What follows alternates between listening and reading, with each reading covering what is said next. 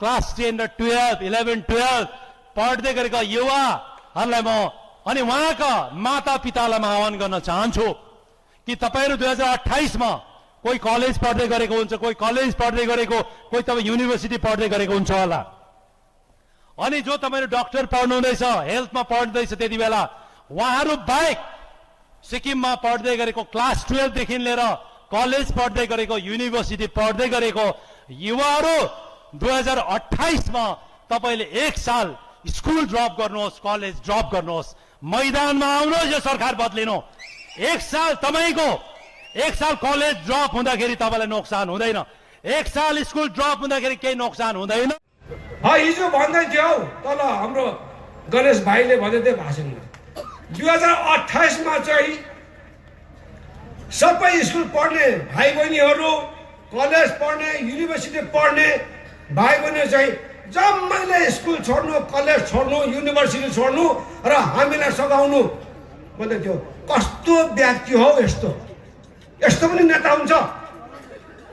अम्मम उसको फाइदाका लागि नानीहरूले 1 वर्ष कलेज छोड्नु, उसलाई सरकार पढाउनु लागि युनिभर्सिटी छोड्नु, 1 वर्ष पढाइ त्याग्नु, कस्तो अचम्मको।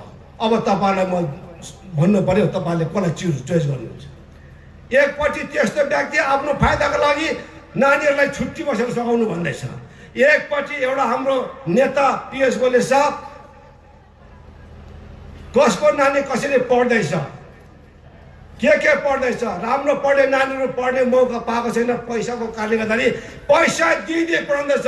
फरेन पढ्नेलाई फरेन पढाउँदैछ, पाइलट हुनेलाई पाइलट गर्ने पढाउँदैछ।